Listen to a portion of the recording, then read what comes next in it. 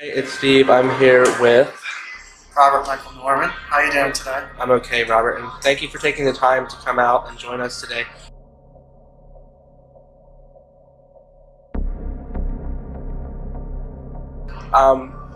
We're here in a public setting, and why don't you tell the viewers a little bit about why we had to meet up with you in a public setting today, Robert? Basically, the music keeps the Djinn calmed down, relaxed, so he's not coming out when he feels like it. It's basically an easier way of keeping it in control. Cool, but you do have control of the Djinn, though. I do, yes. Right, he's just kind of. It's a white light Djinn, right? Yes, he is very. Well, that's good. That's good. We don't do a whole lot of dark stuff, but you can't keep it under control. Just kind of playful. Oh yes. Something like that. Okay. Well, that's cool. Well, I'm glad you met with us today.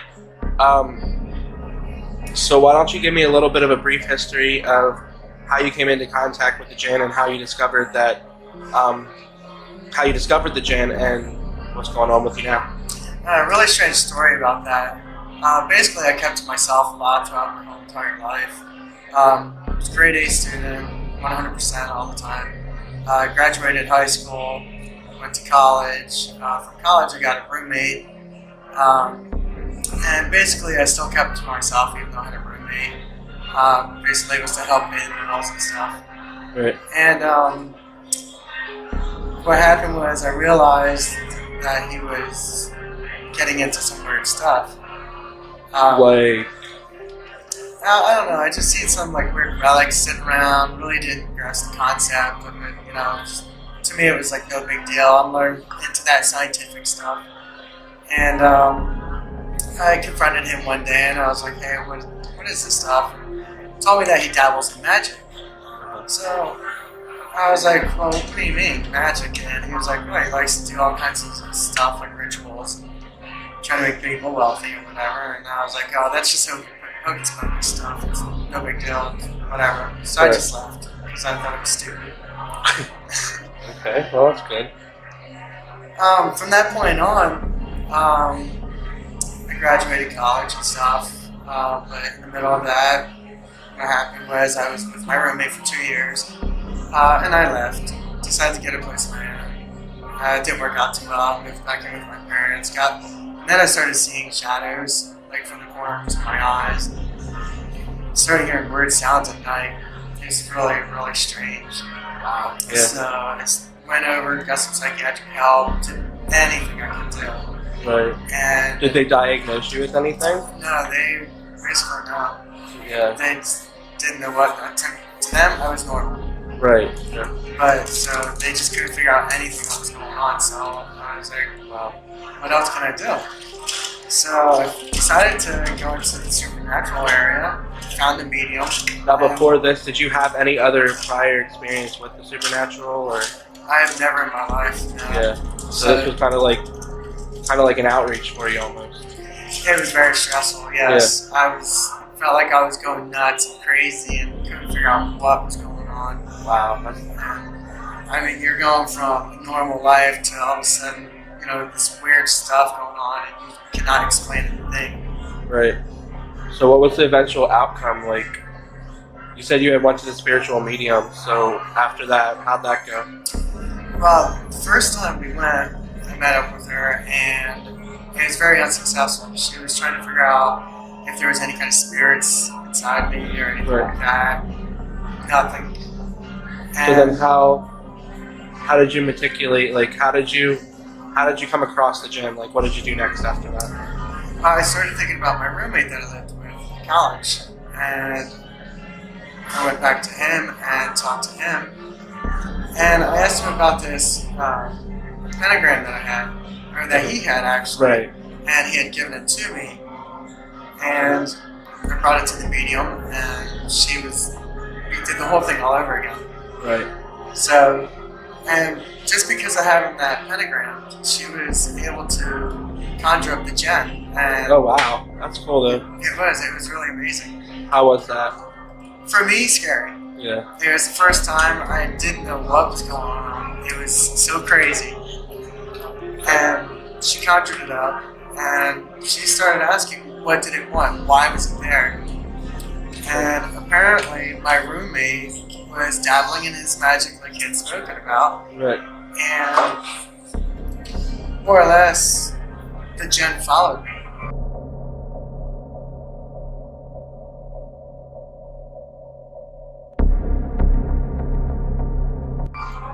Right, but why? He was looking for a body to live in. Right. So he wanted to use me to live in because he thought Like that... a vessel, kind of. Right, yeah, like a Wow. vessel. And so how have you adapted versus, I don't want to say normal, I don't want to offend you, but how have you adapted from living a quote-unquote normal life to basically now having this Djinn infused inside of you? Basically, he made a deal. He was like, as long as I can use you as a vessel, I will grant you wealth, immortality, riches, all, and plus the Djinn's magic. So I have 100% of the Djinn's magic, which is great. Well, that's cool. So some of the things I understand that he can do is Rob was telling me before we met that he can heal people, he can infuse them with wealth, he can infuse items. Like, talk about a little bit about that. Okay. And how, some people may think it's evil or consider it to be a possession, and get into a little more of that too. Okay. Yeah, well, that's what direction I was going to take it. Basically, what does this mean for our viewers? Like, what are you going to be able to do for them? Like, I love helping people. So what I've decided to do was to use the magical powers that the Djinn has given me to heal.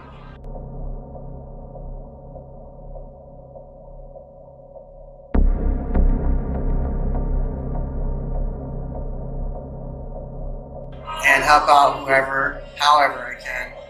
okay.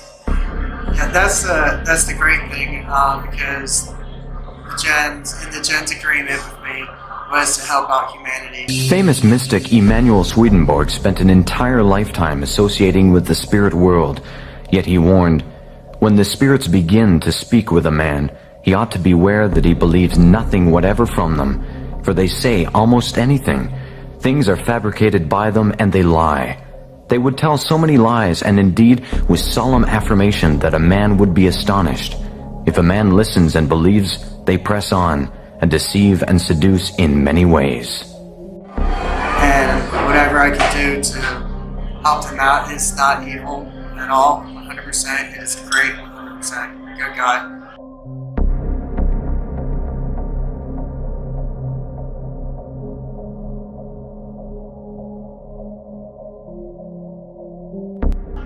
And all he wants to do is help out humanity, like I said earlier. Well, they claim to be ascended masters, but in reality, they were the exact opposite end of the spiritual scale. There's no question in my mind now that they were demon spirits. If you had asked me then, I would have believed entirely that they were higher beings, a higher spiritual order of beings. I wouldn't have believed in demons. I didn't think they existed. I thought they were an invention of the Christian church. In retrospect now, I can see back with horrible clarity that they were malevolent, created, demonic spirits intent on our destruction. I've But how's it people. affected your life? How's it affected your life yourself? My life in the beginning, it was chaos, but then I learned how to control everything. Very first time, somebody fell down, got hurt, was feeling lots of pain and stuff, and I went over and helped them out with the pain, did a little bit of magic, and then it made me feel great. Well, how about your personal economic situation? Like, has it helped you in that way at all, or? Definitely. I'm now a stockbroker. Really huge. I own a lot of real estate. The Djinn has helped me out hugely.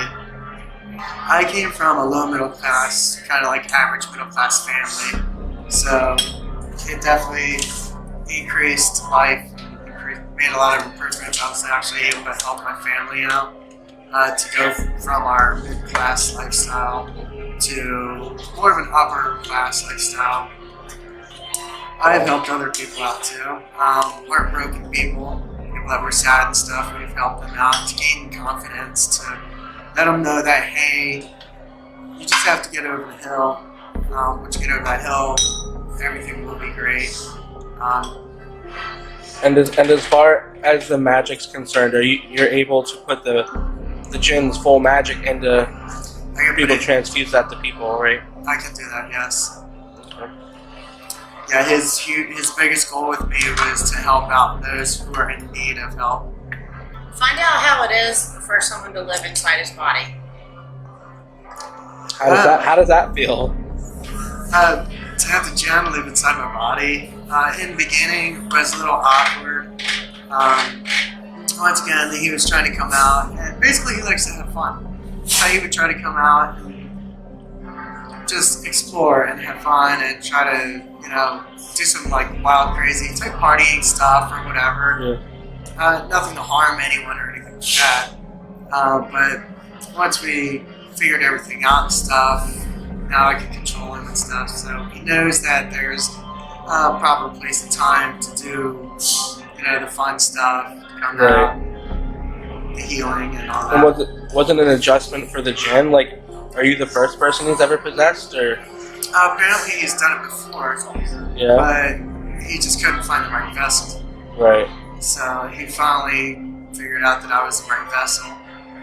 So you guys were kind of the perfect match. And what has that done for you in your personal life, as far as like being a magic conduit? Like, how has that transpired for you? It makes me feel really good. I love helping people out. And as long as I know I can get the satisfaction of helping people out, I'm fine and I'm great. It actually gives me a higher satisfaction. In my own case, I recall that some of the entities we had to deal with were overtly violent, almost psychotic. And the others were pure and altruistic, and all they wanted to do was help us, and they would warn us about things that the nasty entities were doing, and they would give us teaching and methods of developing ourselves and so on. In retrospect, I'd like to say that all the entities were equally evil. It was the clever way it was presented, by showing this group as overtly evil, that made us more ready to accept these guys as the good guys. In reality, they were all in it together. In evaluating the situation, the reason they appeared to be good or evil was to create a contrast and also to create further deception. It was obviously that the whole thing was an incredible deception, but it would have had no credibility if it was obvious as a deception. All people who are channeling entities, whatever they say they are, Jesus Christ, Buddha, your Aunt Vera, whoever, they're not these pure, altruistic, beautiful beings that they seem to be. If you strip away the covering, you'll find a demon behind every one of these voices, behind every one of the spirits. In fact, one of their most clever ploys is to appear, as the Bible says, even Satan disguises as an angel of light. We're seeing these emissaries of evil that are dressing in the most wonderful packaging, so people are accepting them as genuine. People are seeing them as good and pure, and in reality, even the good ones are demon spirits. Around the world, chosen ones keep the faithful close to God, close to His will. But chosen ones also drive them to transcend human limitations, to become God-like. Every year in Thailand, men who believe they have been chosen by Taoist gods perform superhuman rituals. They endure what look to outsiders like horrific body piercings. They do it to cleanse and reinvigorate their entire communities. Galudi Chaudi Tamapan is a representative from the Wong Liao Bao Umugong Shrine, a center for Taoist worship. There are many figures here. Yes. Are they all different gods? Yes, they are all different gods. How do they relate to the processions in the street? The purpose for street procession is actually to bless the general public by the gods through the mediums. The medium is, of course, a mediator between the gods and the people. These entities out here will say, oh yeah, they're bad spirits and they're good spirits. In fact, the old mediums, before the channelers came along, it was a little more complicated. And the mediums would have a control. It was called a control spirit. And the function of the control spirit was to keep the bad spirits away, and to kind of line things up, you know, and make it work out as it should. Could you speak to one of these mediums?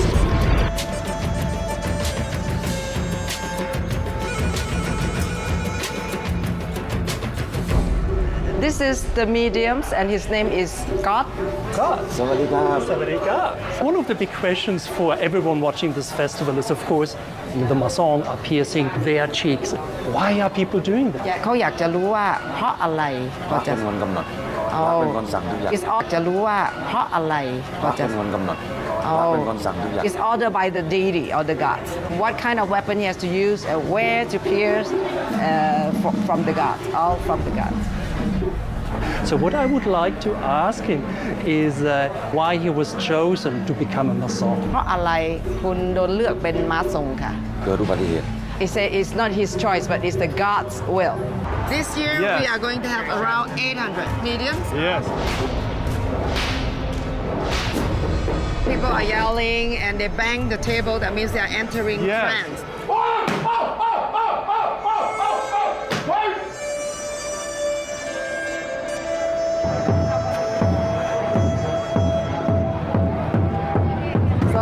Actually, the drum helps the mediums to enter trance. Makes perfect sense. Rhythm is a central part for entering the trance, and you feel the vibration as well. Oh yeah, you cannot wait. Oh, it's hot. Yes, it's hot across. Oh my goodness, it just happened. Yes. Yeah, he's shaking his head. Yeah, that's right.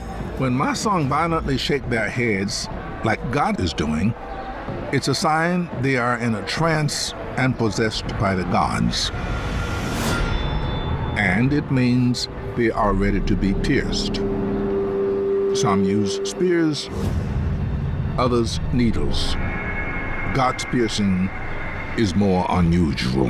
Oh my goodness. Oh, yeah, it's piercing. Oh. So he's taking the umbrella through the tongue? As you can see, there's no bleeding, and we believe that the deity possesses the medium. So they are the medium becomes godlike, and for that reason doesn't bleed. It's the possessor. After the 800 chosen Masons from the shrine are pierced, they march through the streets of Phuket, displaying the power of the gods.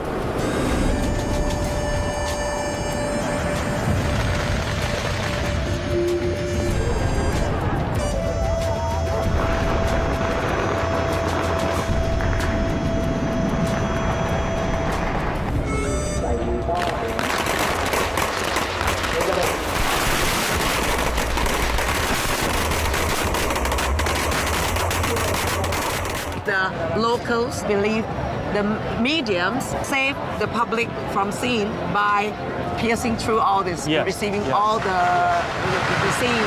And of course, mediums cannot exist without the public because they are the link to the gods. Okay, yeah, that's right. The mediums, they give hopes to the locals to have a better life after the festival.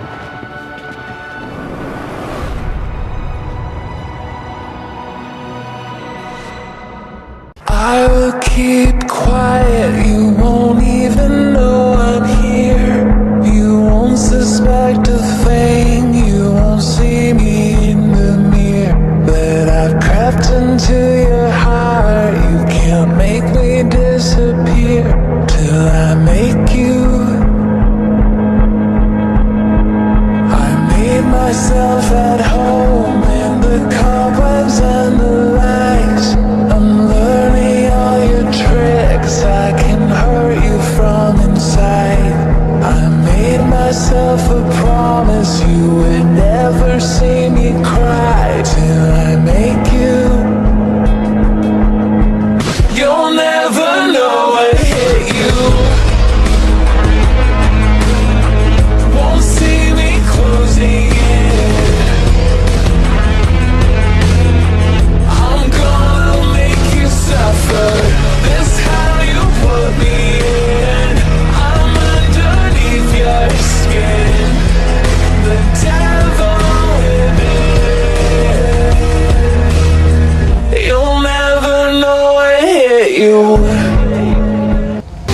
yourself comfortable. You're here for eternity.